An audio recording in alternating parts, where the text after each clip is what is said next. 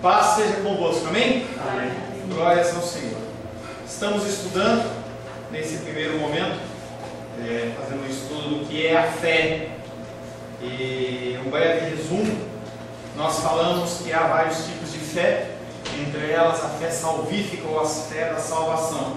Temos como versículo base sobre fé, o texto que está em Hebreus capítulo 11, verso 1 e 2, que diz: ora, a fé é a certeza das coisas que se esperam, a convicção dos fatos que não se veem, pois pela fé os antigos obtiveram bom testemunho. Estudamos já a diferença entre fé e esperança, e a esperança dentro do conceito ocidental e a fé dentro do conceito oriental ou do conceito bíblico. A fé dentro do conceito ocidental é algo que você espera e deseja do seu coração, pode ocorrer ou não ocorrer. Quando você fala em relação a Deus, o que Ele prometeu, Ele vai cumprir. Falamos também que nossa fé, ela não pode ser uma fé cega, uma fé burra, ela tem que ser uma fé pautada nos ensinos da palavra. A gente tem que saber o que nós estamos falando e o que nós ouvimos, nós temos que ter discernimento. A ideia não é que o amanhã, a ideia é essa: eu não sei o que o amanhã trará, mas nós sabemos que Deus é um Deus de passado, presente e futuro. Ele sabe o que vai acontecer. Então nós cremos não no que vai ocorrer, e sim no Deus que diz que vai ocorrer. Falamos também que a fé, ela vem pelo ouvir e ouvir a palavra de Deus. Não tem como você ter fé se você vai seguir subir um monte, você fazer campanha. Você não consegue fé dessa maneira. O único meio de você ter fé é ouvir e ouvir a palavra de Deus. E nós falamos que Abraão, ele ouviu a palavra, não no sentido da palavra escrita como nós temos, mas ele ouviu a voz do próprio Deus. E o entendimento é que a Bíblia, ela reflete a palavra de Deus, ela é a palavra de Deus. Então, quando você está perante a Bíblia, quando você está lendo e estudando os seus ensinamentos, você está ouvindo a voz do próprio Deus. Em essência, a fé não crê em algo sobre Deus, é crer no próprio Deus. Ainda na semana passada, nós estivemos falando sobre a fé, que é a fé como de uma criança, que não é uma fé inocente, não é uma fé de uma pessoa que não acredita, que acredita porque acredita ou que não conhece nada, mas a fé de uma criança é uma fé dependente, é uma fé em que você confia no seu Deus, Ele toma você pela mão e Ele te guarda e te protege. Abacuque capítulo 9. Não. Dentro do livro de Abacuque, quando Deus fala com ele, Abacuque, ele fala que: eis o soberbo, a sua alma não é reta nele, mas o justo viverá pela fé. E nós falamos um pouco sobre esse versículo, que quando você confia nas suas forças e confia na força do seu braço, você está sendo soberbo. Nós somos dependentes de Deus. Então, das menores coisas, as maiores coisas, nós temos que colocar todas nas mãos do Senhor. O soberbo, que não é reto, ele vive de acordo com algo que ele vê e não de acordo com algo que ele não vê. E aí, no finalzinho, nós só demos uma palhinha e nós vamos falar agora sobre fé e a evidência da fé. É o assunto inicial da nossa aula de hoje sobre fé. À medida que o autor de Hebreus continua a desdobrar o significado da fé, ele conduz a nossa atenção para um dos mais admiráveis espetáculos que os nossos olhos podem contemplar, o universo em que vivemos. Nós já temos falado um pouco sobre isso. O universo, as coisas criadas, elas refletem a figura de Deus. E as pessoas, elas olham para essa criação do universo, elas ficam procurando uma série de justificativas ou de teorias para tentar dizer que o universo foi feito de uma maneira ou de outra maneira. Mas nós temos como pauta, como regra de fé e prática, a palavra de Deus. Hebreus capítulo 11, verso 13. Abra aí, por gentileza. Hebreus 11, 3. Que é uma Bíblia. Seba, pega uma Bíblia para ela, por gentileza. Hebreus capítulo 11, verso 3. Pela fé entendemos que foi o universo formado pela palavra de Deus, de maneira que o visível veio a existir das coisas que não aparecem. Pela fé, entendemos que o universo formado pela palavra de Deus. E aí quando a gente abre lá em Gênesis capítulo 1, abre aí. Gênesis 1:1. Gênesis capítulo 1, verso 1. No princípio criou Deus os céus e a terra. No princípio criou Deus os céus e a terra. E a gente tem falado que esses céus não é céu visível. Quando se fala em céus, nós estamos fazendo referência ao universo. Não nós estamos, a palavra de Deus está fazendo referência. Então esse versículo que nós lemos de Hebreus 11:3, pela fé, entendemos que foi o universo formado pela palavra de Deus. Ele está em concordância com Gênesis capítulo 1, verso 1, no princípio criou Deus os céus e a terra. Ele está falando sobre a criação do universo através da palavra de Deus, de maneira que o visível veio a existir das coisas que não aparecem, ou seja, não existia e passou a existir. A origem divina da criação é aceita por um ato de fé e não apenas por um ato de uma crença qualquer. Você sabe que a palavra de Deus, ela é vinda de Deus, ela é divinamente inspirada. E você, não é porque você é uma pessoa irracional, ou você não tem conhecimento de ciência nem nada, simplesmente você acredita que quem está falando, ele é fiel e justo, ele é aquele que não mente, ele é aquele que é fiel, e aquilo que ele fala, você acredita e confia. Tá? Então a divina criação é aceita por um ato de fé. Muitas pessoas acham que o conflito atual entre ciência e religião é um conflito entre racional e irracional. E as pessoas olham e falam assim: você que acredita nesse Deus que criou todas as coisas, você não raciocina. Você não é uma pessoa que pensa. Você é uma pessoa que é muito bitolada. Até 30, 40 anos atrás, o cristianismo ele era visto, dentro em especial, dentro da cultura ocidental, como um lugar onde as pessoas ignorantes se reuniam. Porque se entendia que a pessoa não tinha cultura, não tinha dinheiro, não tinha trabalho, ela não podia ir no cinema, não podia ir no teatro, não podia fazer nada, então ela ia para a igreja. E hoje a gente vê que o nível sociocultural das pessoas que frequentam a igreja não são necessariamente pessoas que têm pouca cultura ou têm pouco dinheiro. Isso não é uma coisa que é ligada com a outra.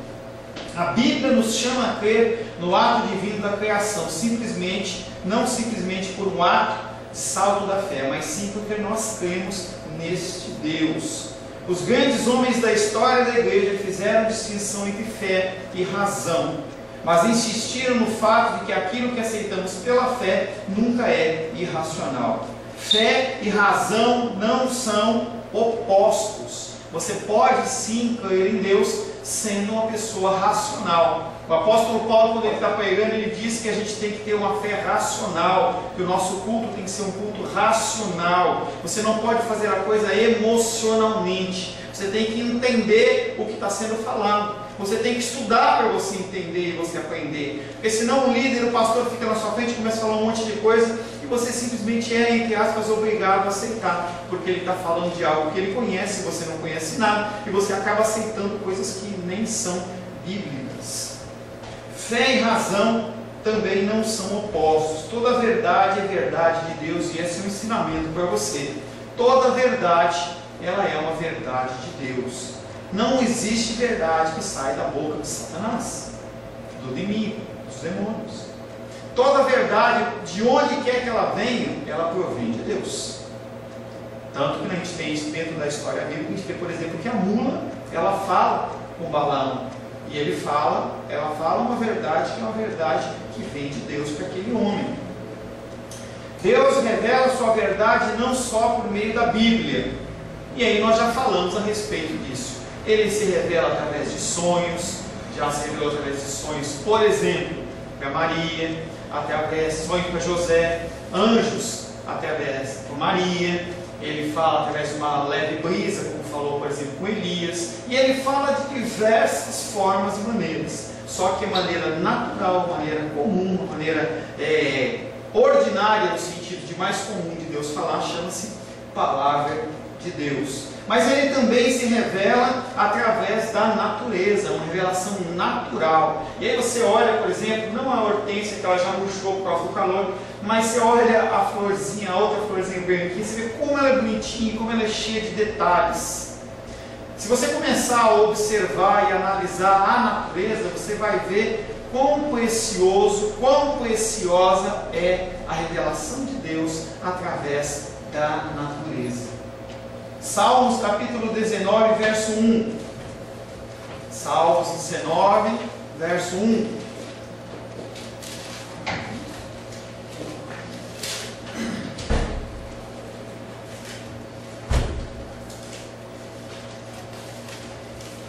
Alguém lê, por gentileza? Os céus manifestam a glória de Deus, e o firmamento anuncia a obra das suas mãos. Os céus é o universo. Os céus proclamam a glória de Deus, e o firmamento anuncia as obras das suas mãos. E nesse salmo, o salmista está falando sobre a proclamação da glória de Deus através do universo do que foi criado. Romanos capítulo 1, verso 20 e 21. Romanos capítulo 1, verso 20 e 21. Porque os atributos invisíveis de Deus, assim o seu eterno poder, como também a sua própria divindade, claramente se reconhecem desde o princípio do mundo, sendo percebidos por meio das coisas que foram criadas. Tais homens são por isso indesculpáveis, porquanto, tendo conhecimento de Deus, não o glorificam como Deus, nem lhe deram graças, antes se tornaram nulos em seus próprios raciocínios, obscurecendo-se o coração insensato. E aí nesse texto de Romanos ele vem falando um pouco sobre qual é a postura do homem em relação a essa criação que declara a glória de Deus. Os atributos invisíveis de Deus, assim como o seu eterno poder, como também a sua própria divindade, claramente se reconhecem desde o princípio do mundo. E aí ele vem falando sobre a figura de Deus sendo reconhecida na criação, desde o princípio do mundo, sendo percebida por meio das coisas que foram criadas. Quando você olha uma florzinha, você olha uma plantinha, você olha um animalzinho, você vê o céu, você olha o mar, toda aquela beleza do mar. É o que ele está falando. Ele revela a glória de Deus. Tais homens, perante essa natureza criada, perante a isso que está perante os seus olhos, eles são considerados indesculpáveis.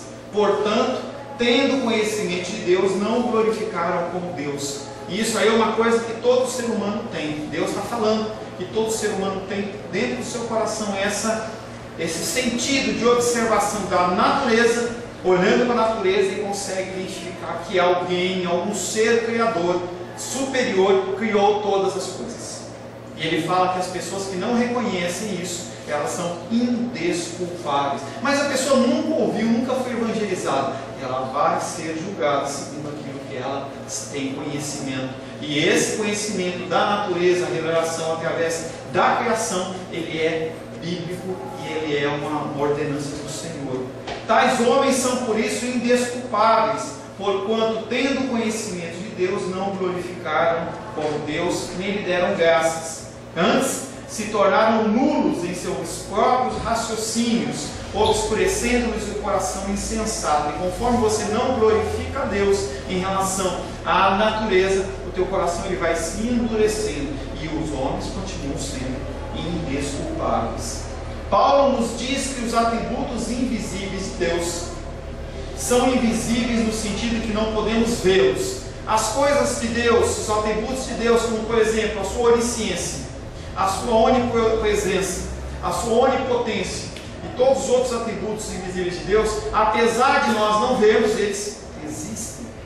O apóstolo Paulo fala sobre esses atributos, que apesar da gente não poder ver esses atributos, nós os vemos através das coisas criadas.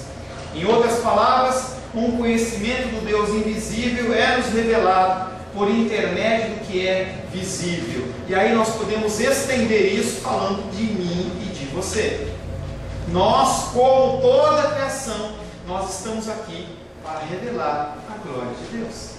Quando você olha o Catecismo do Westminster, e a primeira pergunta é: qual o fim do ser humano? O ser humano tem essa pergunta dentro do seu coração: para que eu existo? Para que eu estou aqui nessa terra? As pessoas, elas se matam, elas tiram a sua vida por achar que a vida delas não tem sentido, que a vida delas não tem motivação nenhuma. Às vezes morre um bichinho, às vezes morre um parente, às vezes a pessoa perde um bem financeiro e ela fala assim: eu não tenho mais nenhum motivo para viver. A gente vê muito isso nessas músicas sertanejas, nessas músicas, esses pagodes, essas músicas em que a pessoa coloca a figura do amor humano como algo que, se você perdeu, eu não tenho mais sentido de viver. Às vezes a gente vê as músicas do Roberto Carlos em relação à sua esposa falecida, você vê que ele passou por um momento em que ele teve uma grande dificuldade, em que ele não sabia se ele tinha mais motivo para viver. As pessoas olham para situações como essa e falam assim: eu não tenho mais motivo para viver. Mas por que isso? Porque as pessoas não sabem o real propósito das suas vidas. As pessoas, elas se apoiam em coisas, elas se apoiam em situações como a razão da sua vida, e elas se entristecem, porque a palavra de Deus diz que maldito o homem que confia no homem. As pessoas confiam em pais, confiam em filhos, confiam em situações, confiam no seu cônjuge. Interessante, tem um livro que eu não li ainda, que fala sobre divórcio e separação de casais, e o título do livro é assim: e o que você esperava? Você casando com um homem, você casando com uma mulher, você tendo um relacionamento, a única coisa que você pode esperar é ser magoado. Isso é uma certeza. E as pessoas, elas pautam a vida dela em relação a isso, e aí elas perdem o propósito principal, que é glorificar, exaltar e bendizer o nome do Senhor. E aí você, não estou dizendo para você que é para você ficar solteiro, não estou dizendo para você que não é para você amar, não é para você viver, não é para você ter isso, ter aquilo, não estou dizendo isso, estou dizendo que você não pode colocar com razão da sua fé, da sua vida, o outro, ou situações. A razão da sua fé chama-se Deus, chama-se Jesus Cristo. Quando as pessoas não se apoiam nisso, elas são frustradas. Tais homens são por isso indesculpáveis, tendo conhecimento de Deus, não glorificaram como Deus, nem lhe deram graças, antes tornaram-se nulos nos seus próprios entendimentos.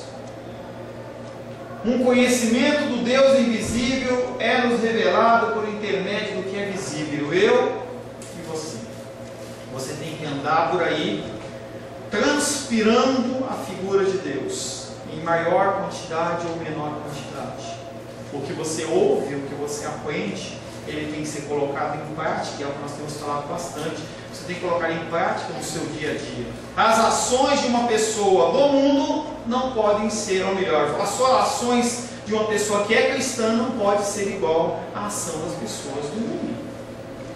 As pessoas, elas no mundo têm prioridades, e a prioridade sua não pode ser as coisas do mundo. Falamos na semana passada que as pessoas se preocupam com comida, bebida, com vestuário, com emprego, com imóveis e tal. E eu não estou dizendo que essas coisas não são importantes. Eu vivo, eu sou um ser humano, eu preciso dessas coisas. Mas não pode ser a minha razão de viver e a sua razão de viver. E as pessoas têm que começar a olhar para você e ver algo diferente.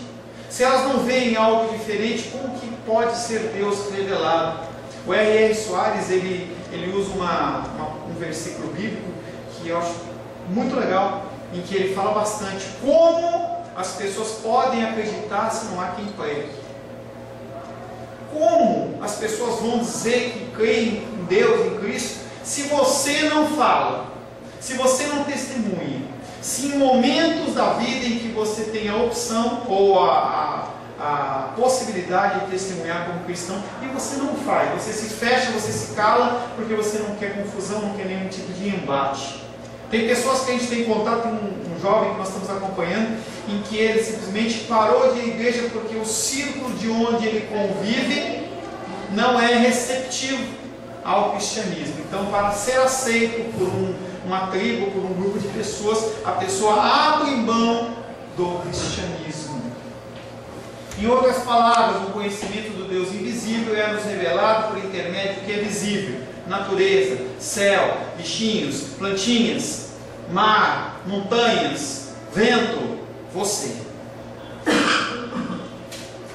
A própria criação proclama a realidade do Criador, portanto não deve haver conflito em nosso entendimento da natureza do universo e o nosso entendimento da natureza do universo e o nosso entendimento da origem de quem não viu. Então nós não vimos como foi criado.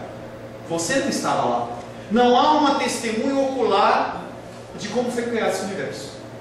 Você pode falar que quem descobriu o Brasil foi Pedro Álvares Cabral, você não estava lá, mas há relatos históricos. Mas em relação à origem do universo, ninguém estava lá, somente Deus. E aí nós chegamos no momento em que ou você acredita ou você não acredita. Os próprios cientistas que têm a teoria do Big Bang, que diz que havia uma massa de energia, haviam massas, elas dispostas em todo o universo, e aí de uma hora para outra, o que foi, Lula? Não, a Bíblia está usando, não tem mais. Mas aqui meu anjo que é um. Fecha a porta, por favor.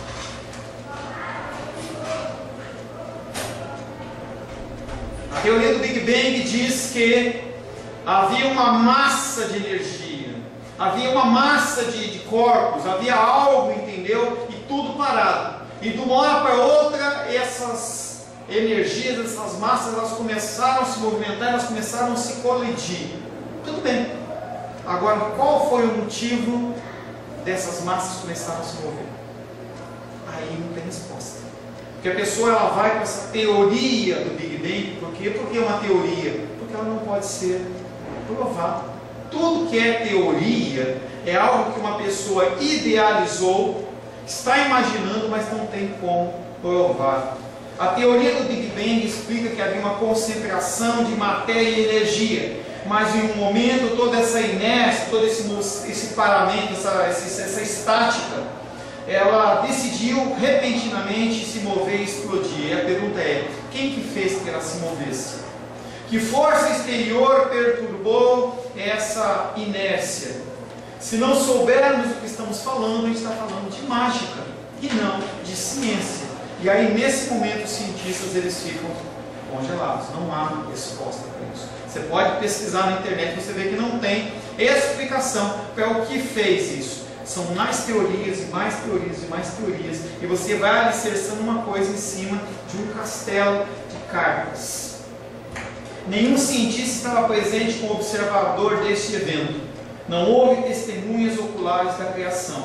Por isso, chegamos à origem do universo por meio de algum tipo de dedução das coisas que vemos ou olhamos, para a revelação sobrenatural que Deus nos dá, que antecede o universo material como o conhecemos. Em algum ponto da análise científica, quando você começa a raciocinar para trás a partir do que pode ver, se depara com a necessidade de uma causa não física e invisível para tudo o que vê.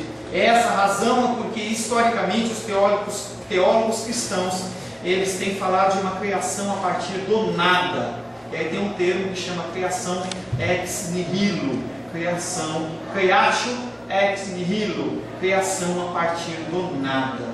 Os cientistas acham que havia uma massa, que havia algo que começou a se mover. Nós, como cristãos, nós não acreditamos nisso. Tem uma corrente cristã que, inclusive, quem fala que não, foi desse jeito mesmo, havia essas massas tudo perdido aí, mas aí Deus foi e deu uma sacudida.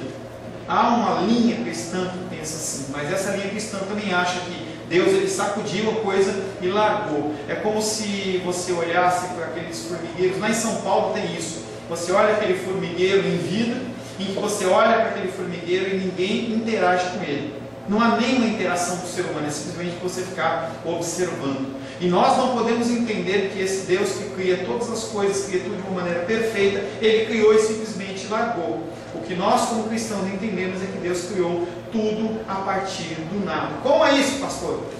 Não sei dizer. Isso aí é uma característica de Deus, um poder de Deus de criar algo a partir do nada. Satanás não tem essa possibilidade. Ele transforma coisas, mas ele não cria a partir do nada. Um ser eterno e autoexistente foi a causa eficaz do universo, conforme nós vimos no texto em Hebreus capítulo 11, verso 3. Abre de novo para a gente ler. Hebreus 11, 13.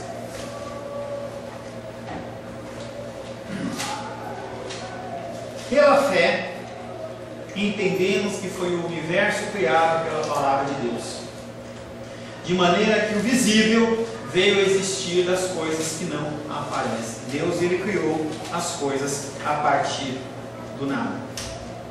Um ser eterno e algo existente foi a causa eficaz do universo. Ele o trouxe à existência. A ideia por trás do creatio ex nihilo é que apenas que Deus não simplesmente reorganizou, mas ele criou o mundo a partir do nada. Deus trouxe o mundo físico à existência a partir de si mesmo, a partir do nada. Portanto, quando no livro de Hebreus diz que entendemos a criação pela fé, isso significa que devemos confiar na palavra de Deus quanto a este assunto. Não estávamos lá na criação, mas Deus estava. Ele nos dá um relato sobre a criação. Ele diz: foi assim que aconteceu. Eu ordenei que o universo viesse à existência e eu sou o que sou. Tenho o poder de existência em mim e de mim mesmo. Sou eterno. Sou o autor da existência não eterna, de um exército, de um universo infinito. Ele veio à existência por meio do meu poder criador. E Deus disse: haja luz, e houve luz. Nesse ponto, você tem que acreditar pela fé.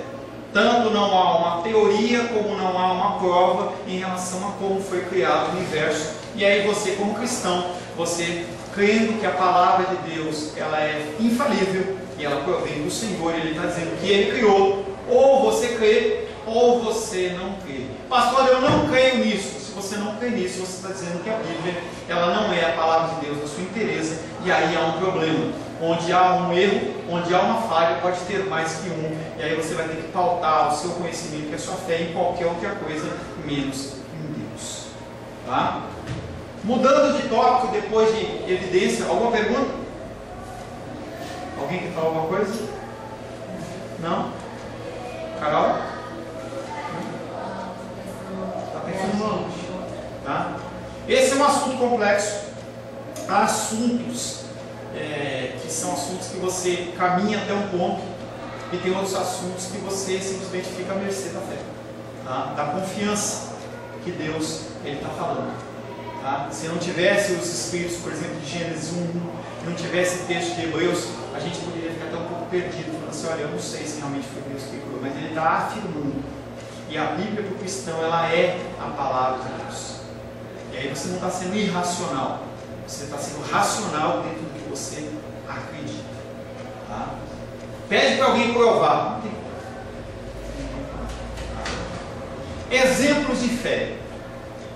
Havia um filósofo cristão que se mostrou um tanto negativo quanto à cultura europeia no século XIX. Ele dizia que a sua época era um tempo em que as pessoas não tinham uma fé entusiasta. Hoje nós vemos uma fé muitas vezes que parece uma fé com muito entusiasmo, mas não é, uma fé burra. A gente tem falado sobre isso. As pessoas elas creem em coisas simplesmente porque creem, não sabem explicar, não vão atrás de estudar e ponto final. E esse filósofo cristão, ele olhava para as pessoas da época dele e falava assim: fé morta. Para aliviar o seu desânimo, ele se voltava às páginas do Antigo Testamento e ele dizia: ali pelo menos você sente que os seres humanos falam, as pessoas odeiam, pessoas amam, pessoas matam os seus inimigos, amaldiçoam os seus descendentes por todas as gerações. Ali as pessoas pecam. E ele não está se alegrando nesses comportamentos pecaminosos, mas ele consegue identificar que o que acontece em especial no Antigo Testamento que ele está falando são com pessoas normais. Não são pessoas que são elevadas a um grau de santidade e não se abstêm, não, são pessoas normais. Essas pessoas, elas matam, elas roubam, elas amaldiçoam, elas erram, elas caem. A gente vê a figura de Davi, a gente vê uma figura de uma série de homens de Deus, em que eles eram homens que falhavam, eram homens que erravam, e mesmo assim eram considerados homens de fé. Como que é isso? É porque Deus ele não fez pessoas perfeitas no âmbito de que não pecam, pelo contrário, nós somos pessoas pecadoras. Então é possível você viver coisas como as pessoas que viveram no Antigo Testamento do passado? Sim.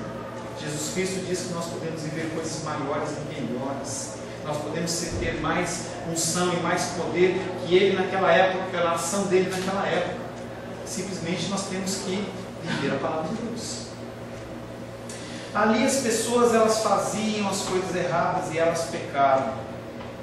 E aí ele estava apenas observando que os santos do Antigo Testamento exerciam a sua fé somente em momentos de tranquilidade. Como que os homens exerciam e manifestavam a sua fé no Antigo Testamento? Em situações de tumulto, em situações de lutas, de dificuldades, de perseguição. É aí que a fé se manifesta. Vocês estão muito quietos hoje. O autor da Epístola aos Hebreus fez o mesmo e reuniu muitos desses exemplos naquilo que chamamos galeria de heróis. E eu não vou ler corrido, mas nós vamos ler parcionado o texto de Hebreus capítulo 11. Deixa aberto aí, Hebreus capítulo 11. Deixa marcadinho. Nós vamos falar um pouco sobre esses homens que são chamados como heróis da fé. O primeiro homem relatado em Hebreus, está em Hebreus 11:4, fala-se sobre Abel, filho de Adão. A galeria de heróis começa com um dos primeiros homens de Deus, Hebreus capítulo 11, verso 4. Alguém pode ler, por gentileza? Pela fé, Abel ofereceu a Deus mais excelente sacrifício do que Caim, pelo qual obteve testemunho de ser justo, tendo a aprovação de Deus quanto às suas ofertas. Por meio dela, também, mesmo depois de morto, ainda fala. Pela fé, Abel ofereceu a Deus mais excelente sacrifício do que Caim, pelo qual obteve testemunho de ser justo. Por o quê? Pela fé. Tendo a aprovação de Deus quanto às suas ofertas. Por meio dela, também, mesmo depois de morto, ainda fala. Aqui vemos que a fé não é apenas confiar em Deus quanto ao futuro ou crer na palavra de Deus quanto à verdade sobre as coisas que são invisíveis aos nossos olhos, inclusive coisas que aconteceram no passado como a criação. A fé é também o meio pela qual vivemos em resposta aos mandamentos de Deus. Então fé é também confiar em Deus em relação ao futuro. Fé é crer na palavra de Deus em relação às coisas que estão sendo faladas. Mas também fé é você demonstrar através da sua vida. Pastor, Fala, querido. Quando fala aqui no Hebreus 11:4, quando ele fala assim, tendo a aprovação de Deus quanto às suas ofertas. Sim. Então hoje, muitos homens de Deus dizem que as ofertas, ela dá um acesso mais a Deus. Entra em contradição com o que está escrito aqui. Bom, oferta para encontrar Deus, você encontra dentro do candomblé, você encontra dentro da macumbaria, você encontra dentro de uma série de religiões que não são cristãs. Não há acesso a Deus a não ser através do sangue do Cordeiro. Você não tem acesso a Deus a não ser através de Jesus. Qualquer ensinamento que fale que você, para chegar a Deus, você tem que entregar alguma coisa, é uma religião pagã. Quando nós ministramos dízimos e ofertas na casa do Senhor, nós não estamos ministrando um acesso a Deus, nós não estamos ministrando para você ser próspero nem coisa nenhuma, simplesmente estamos agindo em obediência. Não é o que o povo faz aí fora. O povo aí fora fala que se você não der, você vai ser amaldiçoado, Deus não vai querer te ouvir, a oração chega, não bate no teto. Gente, esse negócio de oração bater no teto, isso não existe. Desde quando um teto de alvenaria pode segurar uma oração? É uma coisa que é irracional. Tem que ser blindado, né? Céu de bronze, o que ele está falando céu de bronze não é um céu físico. Ele está falando que você está indo a Deus pelas suas forças. Não está indo através de Cristo. Só pode ir a Deus aquele que tem Cristo. E aí a pessoa começa a orar, minha oração não passa do teto. Que irracionalidade é essa? Quer dizer que se eu der um grito aqui, o morador aqui de cima ouve, mas Deus não ouve? É irracional. Tá? Pastor, Vai, querido. por que a oferta de Abel agradou mais que a de Nós Caim? vamos falar. Agora que nós vamos falar. Aqui vemos que a fé, vou repetir, aqui vemos que a fé não é apenas confiar em Deus quanto ao futuro, mas é. Não é só, mas é. Não é só crer na palavra de Deus quanto a verdade, mas é também. Mas também inclui o teu testemunho, a sua vida cristã em relação às pessoas. Você demonstra que você tem fé pelo seu agir. Por exemplo, você crê que Deus ele promete que não vai te faltar o alimento, não vai te faltar a vestuário bíblica. Entendeu? Não vi um justo, entendeu? Ou justificado, porque não há justo nenhum sequer. Não há um justo justificado por Deus que vai padecer por fome, precisando de alimento, por um tempo sempre. Pode ter momentos da sua vida que pode ter escassez em alguma coisa. Isso aconteceu na palavra de Deus, aconteceu com Elias. Ele estava lá no riacho, lá, parou a minação de água, parou o alimento vindo através dos corpos, mas são momentos. Tá? Então você pela fé sabe disso, você não se desespera. As pessoas que estão aí fora se desesperam e se matam. A gente vê, por exemplo, a Carolzinha com o negócio do casamento dela. Você começar a conversar com ela, assim, ela olha para você e fala assim, ai pastor, ai pastor, porque ela está caminhando pela fé. O que vai acontecer não sabe, nem ela nem Fabiano. Eles têm planos e a gente não é isento de fazer plano, nós temos que fazer plano da nossa fé. E a Lourdes estava falando assim, olha, a gente faz os planos, mas é Deus que bate o martelo, mas nós temos que fazer planos, a gente tem que olhar para a nossa vida e você não vai ficar parado. Simplesmente estabelece metas e começa a caminhar. Entenda que se Deus não assinar embaixo, você vai pelo plano de Deus. Mas você vai caminhando, você vai caminhando. E aí eu vejo a Carolzinha, ela está lá, eles estão procurando dentro da possibilidade, as coisas elas vão se desenrolando, mas a certeza, a esperança de que ela vai casar no data que ela está marcando não existe. É uma esperança que ela coloca em Deus, mas que Deus seja feito à vontade dele. Quando vai acontecer, se vai acontecer um rebuliço ou não, a gente não sabe. E isso chama-se fé. O que ela está fazendo é viver na fé.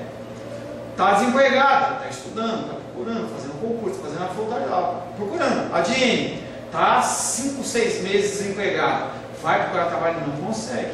Está faltando alguma coisa? Não está. Ela não está aqui hoje porque o metrô, incrivelmente, somente em Brasília para acontecer isso, né?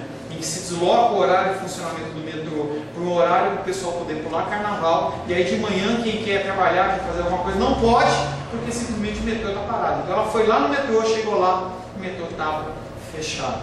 Nós temos que agir pela fé. Apesar das coisas não parecerem, nós acreditamos e seguimos em frente. Continuando. O texto nos diz que Abel ofereceu a Deus sacrifício mais excelente do que Caim, e a pergunta de Gênesis: por que mais excelente? No livro de Gênesis lemos que ambos, Caim e Abel, ofereceram seus sacrifícios. Em Gênesis capítulo 4, versos de 3 a 7. Abre aí, vamos ver. Gênesis 4, versos de 3 a 7. Alguém pode ler por gentileza? Aconteceu que no fim de uns tempos trouxe Caim do fruto da terra uma oferta ao Senhor. Abel, por sua vez, trouxe das primícias do seu rebanho da gordura deste. Agradou-se o Senhor de Abel de sua oferta. Ao passo que de Caim de sua oferta não se agradou. Irou-se, pois, sobremaneira Caim, e descaiu-lhe o semblante. Então lhe disse o Senhor: por que andas irado e por que descaiu o teu semblante? Se procederes bem, não é certo que serás aceito? Se todavia procederes mal, eis que o pecado jaz à porta. O seu desejo será contra ti, mas a ti cumpre dominá-lo. E aí a gente pode começar a analisar esse texto, vendo que no versículo 3 diz que a oferta de Caim foi no fim de uns tempos, em algumas versões, em outras, ao cabo de dias. Caim não levou a sua oferta de cara. Ele esperou. Por quê? Ele era lavrador, ele pode ter consumido melhor a terra. Tem uma série de questões aí. Tá? E aí ele fala que Abel, por sua vez, trouxe das primícias. O que é primícias? Primeira colheita. Seguindo o texto, a gente vai ver que quando Deus não aceita a oferta de Caim, o que acontece com o coração dele? Se irou. irou. Uma coisa que você tem que entender é que, apesar de você me olhar e ver em mim a figura de uma pessoa santa, eu olhar para você e ver uma pessoa santa, quando Deus ele analisa o teu coraçãozinho que está passando aí dentro, aí a coisa começa a ser um problema. Quando Deus olha Abel e Caim, ele não olha o que ele está sendo levado. A preocupação, alguns falam, não, é porque Caim levou frutas, levou cereais, e Abel levou um animal imolado. Mas aí você que pensa dessa maneira, está pensando de uma maneira sem conhecimento da palavra, porque há ofertas de cereais e de manjares em que a própria palavra de Deus estipula. Então não é esse o motivo. Vamos continuar. Deus aceitou o sacrifício de Abel, mas rejeitou de Caim. Algumas pessoas argumentam que a razão para a diferença da reação de Deus é o fato de que Abel ofereceu o sacrifício de um animal, enquanto Caim ofereceu produtos do campo. A gente já sabe, já falei, que tem textos bíblicos em que se oferece sim cereais. Porém, não é apropriado concluir que Deus aceitou o sacrifício de Abel e rejeitou de Caim por causa da natureza do sacrifício. Em vez disso, Abel é elogiado em Hebreus 11:4 que nós lemos. Pela fé, Abel ofereceu a Deus sacrifício mais excelente do que Caim. Deus olhava para o proceder, olhava para o coração e olhava pelas ações de Caim, enquanto ele estava oferecendo a sua oferta. Como vemos em todo o Antigo Testamento, Deus era muito mais interessado na atitude do coração da pessoa que trazia o sacrifício ao altar. Deus não está preocupado com o que você traz para o altar. Pastor, eu sou uma pessoa que sou um dizimista fiel, eu sou uma pessoa que sou um ofertante fiel, mas qual que é a sua atitude em relação a isso? Se você acha que a obra de Deus ela precisa do seu dinheiro, isso chama-se soberba. Se você achar que porque você não dá o seu dízimo, a obra de Deus vai parar, isso é soberba do seu coração. A obra de Deus ela é pautada naquele que criou todas as coisas, não em você. Quando as pessoas entendem, e a gente fala em discipulado isso, quando as pessoas entendem que o dar o dízimo e trazer a oferta é um privilégio de Deus e não um sacrifício, uma coisa difícil você entregar, Deus ele recebe. E aí as pessoas elas vêm com aquela, não, você tem que fazer uma oferta de sacrifício. A pessoa ela tira do que ela está ali, e ela fica naquele desespero. Será que Deus vai cumprir? Você se engana que Deus recebeu. Deus não recebeu. É melhor você ficar com o seu rico dinheirinho, com a sua rica oferta, porque Deus não precisa da sua esmola. Deus não precisa, Ele cria as coisas a partir do nada, e não é a partir da sua falta de compromisso e obediência com Deus que Ele vai deixar alguma coisa parada.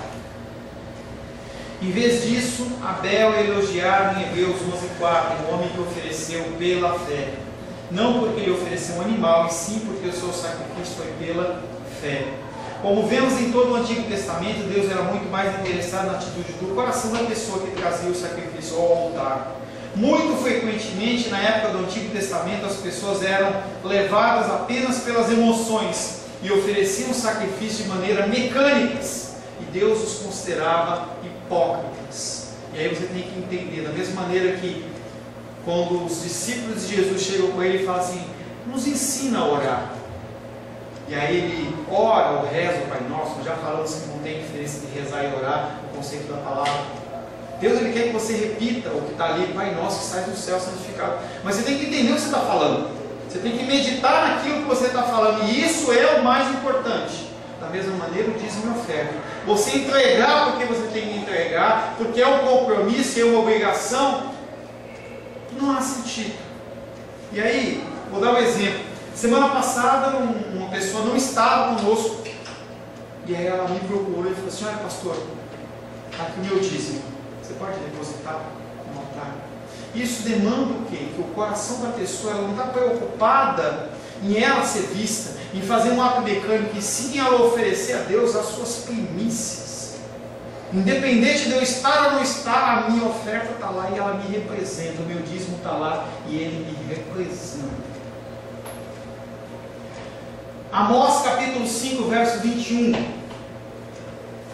Vai demorar para achar, mas está tudo bem. Amós, capítulo 5, verso 21. Na dúvida, vai no índice.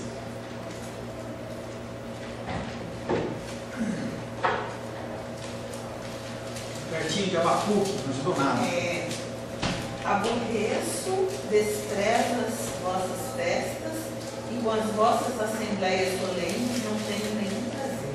Deus, Ele olha para tudo que está sendo oferecido, sacrifícios, ofertas, dízimos, o pessoal dançando, pulando, parando de trabalhar para oferecer alguma coisa para Deus, e Deus olha para eles e fala assim: aborreço e desprezo as vossas festas, e com as vossas assembleias solenes não tenho nenhum prazer. Por quê?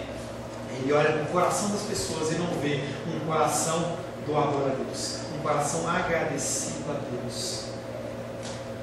Cuidado como está o seu coração.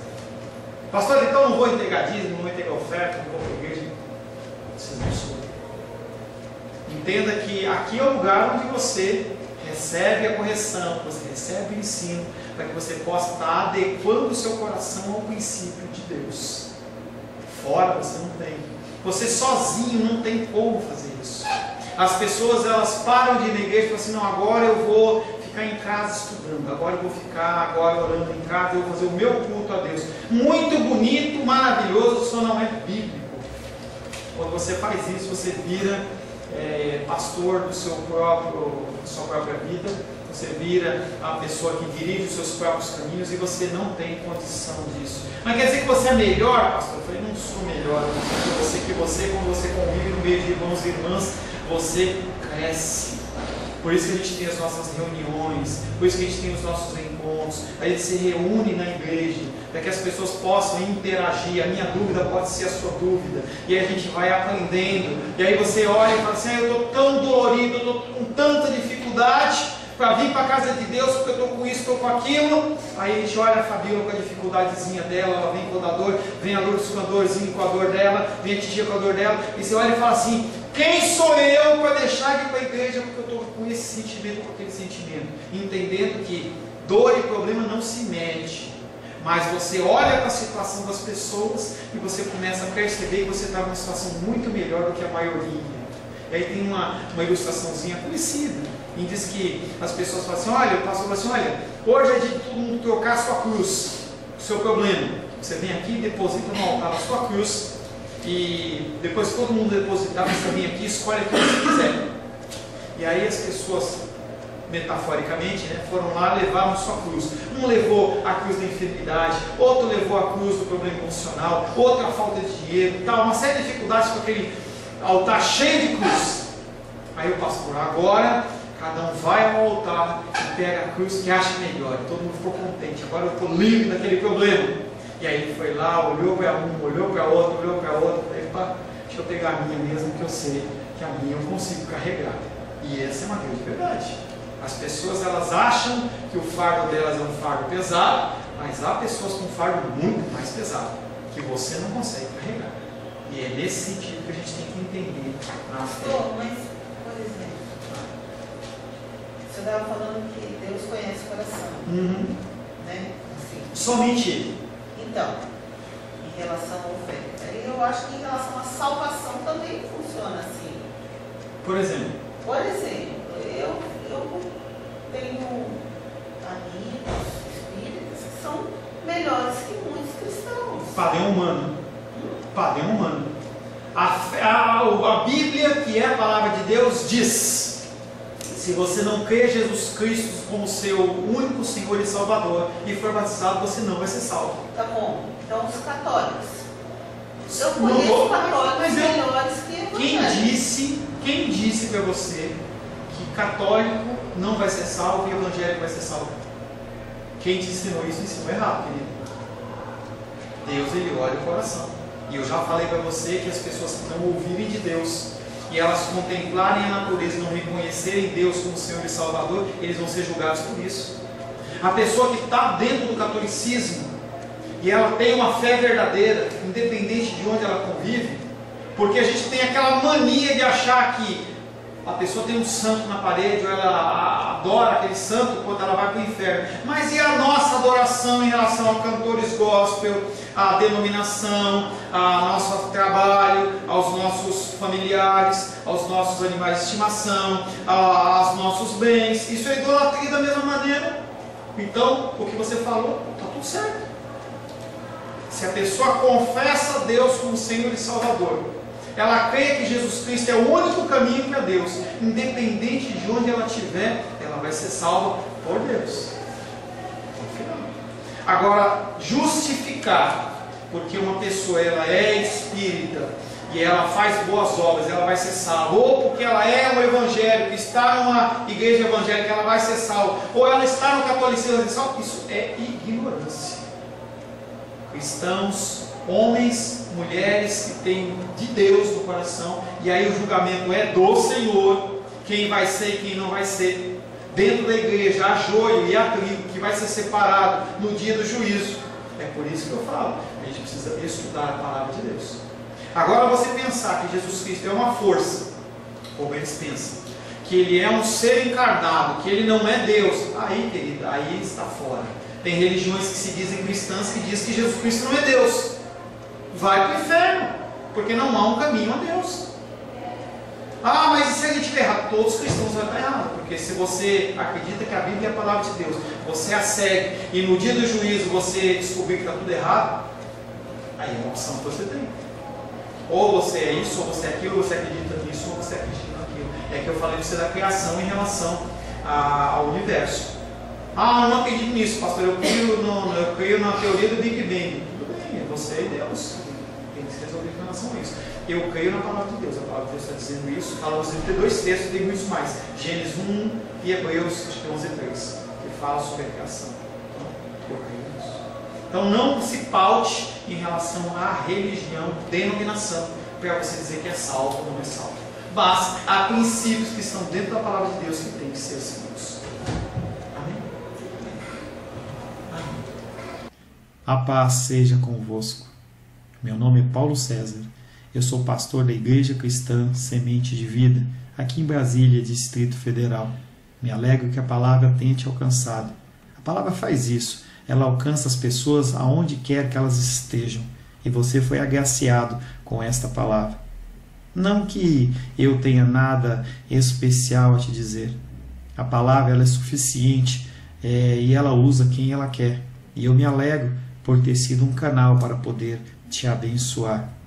Mas eu quero te dizer que não basta você ser um ouvinte, não basta ser uma pessoa que se alegra quando você ouve a palavra de Deus.